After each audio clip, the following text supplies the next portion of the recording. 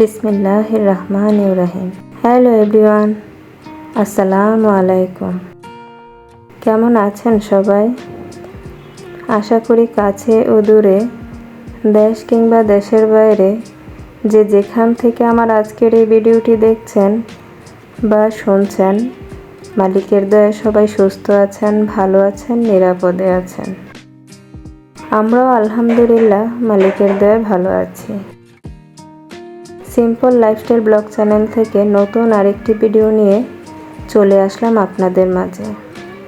আশা করছি বরাবরের মতো আমার আজকের ভিডিওটিও আপনাদের কাছে অনেক ভালো লাগবে। আশা করব আপনারা আমার ভিডিওগুলো ফুল ওয়াচ করে যাবেন।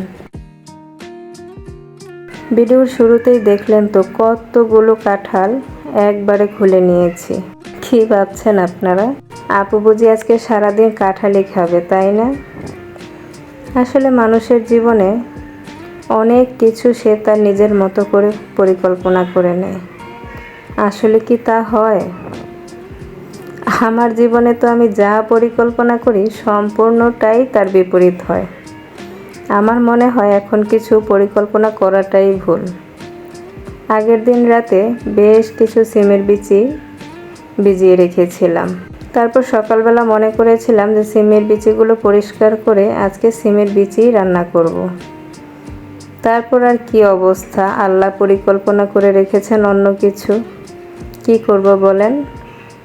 সকালবেলায় কাঁঠালগুলো খুলে নিয়েছি, একবারেই সবগুলো কাঁঠাল পেকে গেছে। আর বেশ কিছু কাঁঠাল আমি ছেলেদের স্যারদের বাসায় পাঠিয়ে দিয়েছিলাম। জানেন তো, প্রতি বছরই স্যারদের একটা আবদার থাকে আপনার ভাইয়ের কাছে, বাড়ি থেকে কাঁঠাল নিয়ে এসে স্যারদেরকে দেওয়ার জন্য। এই বছরও অবশ্য স্যাররা কোনো প্রকার ডিমান্ড করেনি, তো তারপর যেহেতু মা পাঠিয়ে দিয়েছে তার জন্য একে একে সব স্যারদের বাসায় পাঠিয়ে দিয়েছিলাম। 2টা স্যার এখনও আসেনি, ওই স্যার দুজনের জন্য 2টা কাঁঠাল রেখে দিয়েছিলাম। তারপর বাকি কাঁঠালগুলো খুলে নিয়েছি আমার আশেপাশের প্রতিবেশী ভাবিদের বাসায় দেওয়ার জন্য। কাঁঠাল খুলতে গিয়ে আমি বেশ অসুস্থ হয়ে পড়ি। তারপর একদম টানা একটা ঘুম দিয়ে নিয়েছি।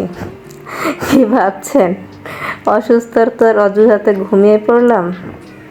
না, পুরা বেশ শরীরটা খারাপ ছিল, তারপর ঘুমিয়ে পড়েছিলাম। ছেলেরাও আর আমাকে ডিস্টার্ব করেনি। 2 ছেলে মিলে মাংস ভিজিয়ে বিরিয়ানি রান্নার প্রস্তুতি নিয়েছে। দেখলেন তো কতটা পরিমাণ মাংস নিয়েছে, তারপরে আবার চালও ভিজিয়েছে অনেকটা পরিমাণ। বাচ্চা মানুষ বুঝতে পারেনি।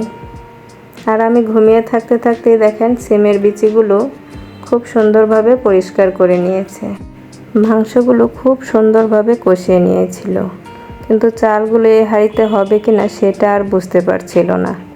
তারপর চাল আর বিরিয়ানি কিভাবে কি করবে বুঝতে না পেরে আমাকে ডাক দিয়েছিল। তারপর আর কি করব, দেখেন আমার পানি ফোটানোর পাতিলেই বসিয়ে দিলাম বিরিয়ানি। কি করব বলেন? ছেলেদের সাথে রাগ করব না নিজের উপরেই রাগ করব বুঝতে পারছিলাম না। ছেলেরাও তো আমার আরামের কথা চিন্তা করেই কাজগুলো করেছে, তাই না? বাচ্চা মানুষ, ওরা যা করেছে, যতটুকু করেছে সবটাই তো আমাকে ভালোবেসে। আবার আরেক দিক দিয়ে চিন্তা করলাম অনেকটাই ভালো হয়েছে, যেহেতু ইদানিং শরীরটা ভালো যাচ্ছে না, একবারে অনেকটা রান্না করে নিলে ছেলেদের খাবারের কষ্টটা তো অন্তত পক্ষে হবে না, তাই না? পাতিলটা দেখে প্লিজ কেউ খারাপভাবে নেবেন না। এই পাতিলে আমি আগে পানি ফুটিয়ে খেতাম, তার জন্য এই নাজেহাল অবস্থা। আর দেখেন বিরিয়ানি বসিয়ে দিয়েও আমি বিপত্তিতে পড়েছি, বারবার পাতিলের নিচে আটকে যাচ্ছিল। তারপর এক পর্যায়ে হয়ে গেল, আর ছেলেরাও সোনামুখ করে খেয়ে নিয়েছে। মাশাআল্লাহ, ভালোই হয়েছিল ছেলেদের হাতের বিরিয়ানি। কি বলেন? ওরাও কিছু বলতে গিয়েও বলতে পারছে না, কি বলবে, ভুল করে ফেলেছে, এতগুলো চাল ভিজিয়েছে, বুঝতে পারেনি বেচারা। ভিডিওর এই পর্যায়ে যারা আমাকে দেখছেন প্লিজ একটি লাইক দিয়ে ভিডিওটি কন্টিনিউ করবেন। আপনাদের একটি লাইক আমাকে অনেকের মাঝে পৌঁছে দিতে সাহায্য করবে। দেখলেন তো বিরিয়ানির জন্য আমার ছেলেরা কি সাইজ করে আলু কেটে নিয়েছে। আলুগুলো অবশ্য আমি প্রথমে খেয়াল করিনি, তারপর ওরা সামনে এনে দেখালো যে আম্মু বিরিয়ানিতে একটু আলু দিয়ে দাও। তারপর আর কি করব, আলু ভাজার মতো আর সময় ছিল না, এইভাবেই অ্যাড করে দিলাম। যতটুকু যেভাবেই করেছে মাকে ভালোবেসেই তো করেছে, তাই না? আজকে যারা নতুন আমার চ্যানেলটি ভিজিট করছেন, চাইলে আমার চ্যানেলটি সাবস্ক্রাইব করে পাশে থাকার বেল আইকনের অল অপশনটি অন করে দিতে পারেন। তাহলে আমি যখনই ভিডিও ছাড়ব নোটিফিকেশান চলে যাবে আপনাদের কাছে। আপনারা আপনার সময় সুযোগ মতো দেখে নিতে পারবেন। চাইলে আপনি আপনার ফ্রেন্ডস অ্যান্ড ফ্যামিলির সাথে শেয়ার করতে পারেন। অলরেডি যারা এই কাজগুলো করে দিয়েছেন তাদেরকে জানাই অসংখ্য ধন্যবাদ ও অনেক অনেক ভালোবাসা। জীবন মানুষকে প্রতিনিয়ত শিক্ষা দেয়। আমার বাবা দুটো আজকে কি সুন্দর গরুর মাংসগুলো ডিপ ফ্রিজ থেকে বের করে মাংসগুলো মাশাআল্লাহ খুব সুন্দরভাবে রান্না করে নিয়েছিল। শুধুমাত্র চাউলের পরিমাণটা বুঝতে পারেনি। আসলে আজকে রিজিকে সিমের বিচির তরকারি ছিল না, বিরিয়ানি ছিল। আল্লাহর পরিকল্পনাই সবচেয়ে বড়, তাই না?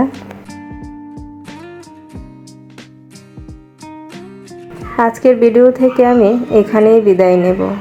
মালিকের দয়ায় সবাই সুস্থ থাকবেন, ভালো থাকবেন, নিরাপদে থাকবেন। আর আমার বাবা দুটোর জন্য অনেক অনেক দোয়া করবেন। আল্লাহ হাফেজ। আসসালামু আলাইকুম।